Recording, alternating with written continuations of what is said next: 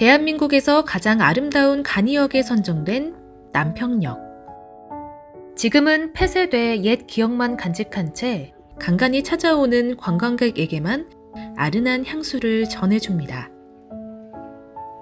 칙칙폭폭 경적 소리와 함께 열차가 역사에 도착하면 대합실에서 꾸벅꾸벅 졸던 손님들도 주섬주섬 보따리를 챙기고 승무원은 입구에서 스탬프로 열차표에 구멍을 뚫습니다.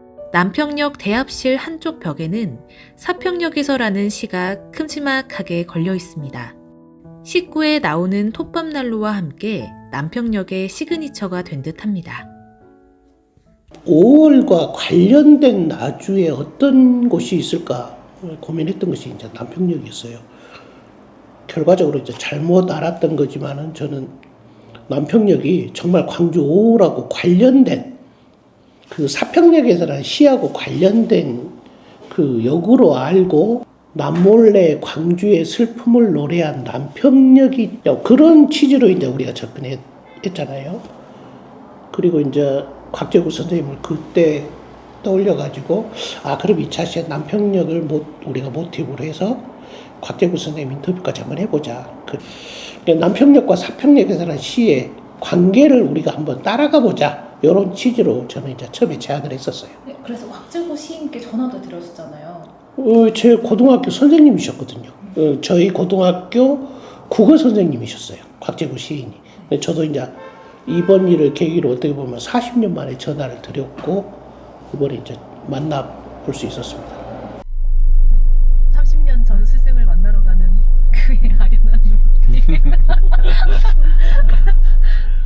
그렇게 하전티는 순천으로 향했습니다. 곽재구 시인을 만난 곳은 순천 은하수 갤러리 1층 정화공방이었습니다. 곽재구 시인이 직접 운영하는 공간으로 순천시의 문화의 거리 1호점이기도 합니다. 40년 만에 은사님을 만나는 박 국장. 너무 재밌죠. 너무 오랜만에 뵀는데 남평역이 어떻게 보면 40년 만에 선생님을 찾아주게 한 기회가 좀 되기도 했죠. 너무 늙었다 했어요. 충격이 커요. 우리 고등학생들이 좀 납득하기 어려울 정도의 어떤 나름대로 자기 철학들이 있다고 느껴졌어요. 그때는 전혀 몰랐는데 저희도 나이 들고 과정 속에서 이제 선생님이 어떤 삶을 사셨는지 알고 보니까 정말 달라 보이기도 하고. 근데 그 시에 대한 열정은 다 같이 경험했잖아요. 전혀 변하지 않고 여전히 옛날 그 시인 열정 그대로 갖고 계셔서 깜짝 놀랐습니다. 남평역이 사평역에서라는 시의 모델이었다는 가설이 만들어진 과정이 흥미롭습니다. KBS에서였을 거예요. TV 문학관 이런 프로그램이 있었어요. 네. 당시 PD 이름이 네. 전세권이에요. 원래 사평역에서라는 시에 나오는 네. 그 역, 모델역은 네. 광주에 있는 남광주역이었어요. 그 시를 써놓고 제목을 남광주역이라고 할 수가 없는 거예요. 네. 너무 지역적인 그 정서가 강하니까. 사평은 우리나라에 사평이란 마을이 아주 많아요. 네. 10개도 넘고 30개도 넘어요. 강이 있고 네. 모래사장이 있는 마을은 다 사평리 혹은 평사리예요. 화순에 있는 평사리를 지나다가 네. 그 이름을 알게 돼가지고 남광주역이라는 역 대신에 사평역에서라는 이름을 쓰게 됐어요. 이건 네. 남광주역이니까 다른 이 기차역이 있는 지명을 쓰면 안 되잖아요. 그렇죠. 안 되지 아주. 네. 그런데 사평이라는 데는 우리나라 역이 하나도 없는 거예요. 네. 그 막차는 좀처럼 오지 않았다. 네. 이렇게 시작되는 이 이미지가 네. 그 당시 한국의 좀 아주 정치적인 또 경제적인 이런 현실을 다 담고 있는 시였죠. 임철우 선생의 사평역을 단편 드라마로 제작했고 그 촬영지가 바로 남평역이었다고 하는데요. 영상 속 톱밥 난로는 지금도 남평역에서 볼 수 있습니다. 그런데 더 기가 막힌 인연을 곽재구 선생께 들을 수 있었습니다. 81년은 신춘문예에 데뷔한 해고 이 시가 태어난 것은 76년도에 태어났어요. 그러니까 사실은 76년이 아니라 75년에서 정확히는 76년으로 넘어가는 겨울에 썼어요. 내가 대학교 1학년에서 2학년으로 가는 그 겨울방학 때 이 시를 썼죠. 그게 데뷔작이 되는 데는 그보다 6년이 시간이 지나가지고 군대도 갔다 오고 해가지고 그때 이제 그 중앙일보 신춘문예에 당선이 됐는데 79년도에 제대를 해가지고 6월에 제대해가지고 다시 9월에 복학했는데 복학해가지고 공부 하나도 않고 6월부터 12월 초까지 신춘문예 준비만 했어. 완전 내가 갈고 다듬고 빼빠지라고 반짝반짝거리고 적당한 슬픔, 적당한 광기, 적당한 분노 이게 막 다 갖고 그 자개농 이렇게 광 내놓은 것처럼 그렇게 시를 썼으니까 동아일보에 응모했는데 그 애심도 통과를 못했어요. 애심이 한 열 몇 명 올라갔는데 거기에 못 들어간 거예요. 너무나 충격적이어가지고 시에 대한 정이 다 떨어져 버렸어요. 시를 안 쓰고 그냥 있다가 5.18을 맞았어요. 전남대학교 다니다가. 그래서 이제 나는 전남대학교 바로 뒤에 상대 뒤에서 자취를 했기 때문에 5.18 상황을 이제 다 알지. 완전히 아주 다 알고 내가 5월 18일 날 그 농대 숲에서 관절 다 찢어지고 정말 거의 죽을 만큼 맞았거든. 완전 잡혀가지고 공수들한테. 살아났는데 이건 신도 없고 이건 세상은 말종이고 더 이상 뭐 쉬고 이런 의미도 없고 그래가지고 다 포기하고 그렇게 그 해를 보냈어요. 80년을 보냈는데 제가 군대 가기 전에 집이 없었어요. 그래갖고 이 집 저 집을 떠돌면서 살았어. 자취방들을.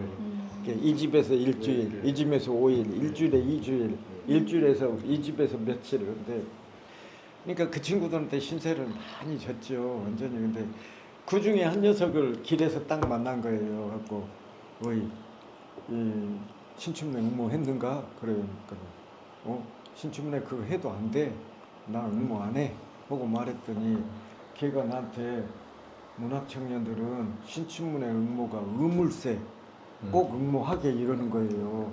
그러니까 내가 친구들이 신세를 너무 잘 들었기 때문에 친구 말을 잘 들어요. 갖고 그날 저녁에 무등산을 들어가가지고 그동안에 쓴 시들 중에서 그 광내고 빼빠지라는 시들 있잖아요. 광을 다 지웠어. 전부 다 지고 그다음에 막 그 이미지 현란하게 해놓은 것들도 다 쉽게 아주 이게 쉽게 말하면 광을 지었단 말이 억구를 다 이렇게 바꿨다는 뜻이고 뭐 어떤 표현이 있길래? 화려한 기교를 쓴 것들을 다 지었다는 거예요. 그대로 쓰는 거죠.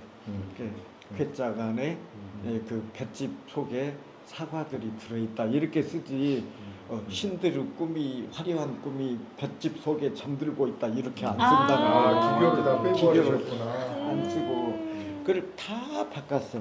광을 다 지우고 왜 이렇게 했는지는 모르지만 5.18이 준 선물이지. 이거 기교는 필요가 없다는 생각도 하고 이게 무슨 의미가 있는가 하는 생각이 있고 그래가지고 시를 골랐더니 9편이 밤에 이제 또 후배 하나가 밤에 저녁 내에 무등산 가면은 그 저기 풍암정이라고 그 올라가는데 제 최애 장소예요. 선생님, 거기를 아시다니. 좀 괜찮은 거 5편을 한국일보에다 보냈어요. 동아일보는 정내미가 떨어져 갖고 그리고 4편이 남는 거예요. 네. 4편이 남는 거에다가 죽을 사자잖아. 4편은 한 편을 끼워 넣은 것이 사평역에서 끼워 넣은 거예요. 갖고 그놈 5편을 중앙일보에 보냈는데 그 끼워 넣은 시 사평역에서가 중앙일보에 당선이 된 거예요. 와. 그게 81년이고 그해 신춘문예에서는 한국일보에도 3면 안에 들어갔어요. 그러니까 내가 쓴 시들을 광을 다 뺐더니 사람들이 그걸 딱 알아먹고 진정성이 딱 있는 거예요. 그러니까 사평역이라는 소설을 쓰신 임초루 씨하고 사평역에서라는 시를 쓰신 각재구선 시인하고 어떤 인연이 있었던 겁니까?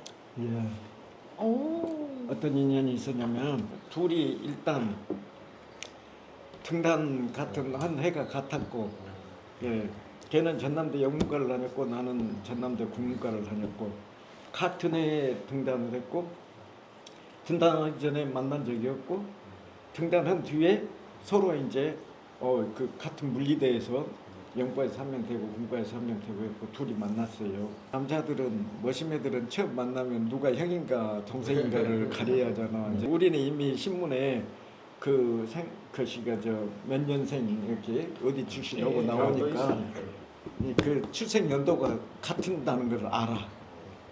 근데 누가 생일이 이제 빠른가는 이제 봐야지 갖고 통행금지가 있는 데인데 12시 한 바로 여관 바로 앞에서 여관 곧 들어가기 전에 그 쓰레기통 옆에 전봇대 있고 전봇대 가로등 하나 있는데 그 밑에서 둘이 하나 둘 셋 해갖고 주민증 민증 따고 하나 둘 셋 해갖고 동시에 딱 했는데 너무 놀란 것이 생년월일이 똑같은 거예요. 그러면 제목도 똑같고? 서로 작품이 하나는 시고 하나는 소설인데 아니 그 이야기를 들어보고 이제 예, 걔는 이제 그 서울신문에서 당선됐는데 개도둑이라는 작품으로 당선이 됐어요. 걔는 나를 알았지. 나는 이제 뭐 그 전대 내에서 좀 이름 거의 팔려 있고, 슈퍼스타. 걔는 무명이고, 무명이고 이제 완전히 그 영문과에서도 인정받지 못하는, 나는 국문과에서는 인정받는. 급을 먼저 나누시고. 자랑이라고 생각하고 들으세요. 재밌는 이야기니까. 갖고 이제 너무나 이제 놀라가지고 그 자체로 이미 이제 친해질 거 아니야. 갖고 이제 너무 친해졌는데, 걔가 내 시를 아주 좋아했어. 사평역에서 외우고 다녔어. 그리고 나니까 2년 뒤에 막차는 좀처럼 오지 않았다라는 그 사평역에서 첫 줄로 시작되는 소설을 바로 줄줄줄 써둔 거예요. 중편을. 소름 진짜. 썼는데 그게 사평역이. 네, 그게 사평역인데 얘 너무 좀 재앙스럽거든 얘가.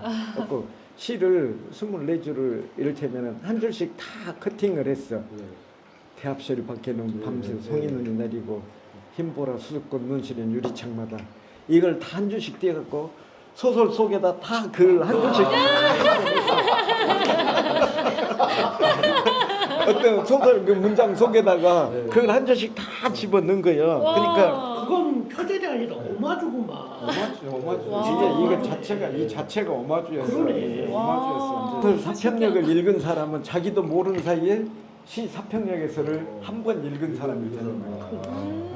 그 속에가 다 한 줄씩 들어 있으니까. 진짜 오마주. 그렇게 해갖고 이제 친해졌는데 문제는 나는 집이 없어갖고 그 당시에 5.18 후에 외삼촌 집에서 지냈는데 그 외삼촌 집하고 그 다음에 임철우 집하고가 사거리 한 네모 안에 들어있어. 같은 해 같은 전남대 그 물리대에서 하나는 시 하나는 소설 이렇게 해갖고 당선되고 생년월일까지 같아본 거예요. 완전히. 실화냐? 갖고 이제 이 두 사람 이야기는 이제 그 당시는 이제 많이 가십도 되고 많이 알려지고. 치유박권입니다. 남평역과 사평역에서의 인연을 깊숙이 들여다보는 시간이었습니다. 우리는 다시 남평역으로 돌아갑니다. 남평역의 가장 큰 매력은 역사의 기차가 들어올 때 원만한 곡선으로 들어오는 환상적인 뷰에 있습니다. 산허리를 돌며 완만하게 커브로 기차가 들어옵니다. 남평역은 내년에 테마공원으로 탈바꿈될 예정입니다. 예, 잘 아시다시피 여기 남평역은 전국에서 가장 아름다운 간이역으로 알려져 있습니다. 그래서 우리 나주시는 이곳을 역사문화유산으로 활용해서 또 지역 관광 활성화하고자 여기 옆에 있는 광촌 분교 리모델링과 함께 남평 간이역 테마공원 조성 사업을 추진 중에 있습니다. 테마공원 조성을 지금 실시 설계 용역 중에 있고요. 또 사업 내용으로는 레일바이크, 산책로, 전망데크, 포토존 설치 등 테마가 있는 정원을 조성해서 저희가 금년 7월까지 실시 설계를 완료하고 공사를 착공해서 내년 12월까지는 이 사업을 완료할 계획입니다. 새롭게 문을 열 남평역이 또 어떤 얼굴로 우리를 맞이할까요? 남평역의 허름한 대합실에 놓여 있었던 톱밥 난로가 우리들 마음속에서는 영원히 꺼지지 않는 희망의 불빛이었으면 좋겠습니다. 아니, 재밌었죠. 그러니까 저희 식구끼리 다니면서 하루하루 그 취재하면서 이게 하나의 저한테는 또 추억의 한 장이니까. 추억으로 할 생각 추억도 없고요. 하전티를 가족이라고 생각한 적 한 번도 없고요. 그거는 제가 해야 할 문제니까 앞으로도 더 많이 전파를 해야겠죠. 목표가 어떻게 되시죠?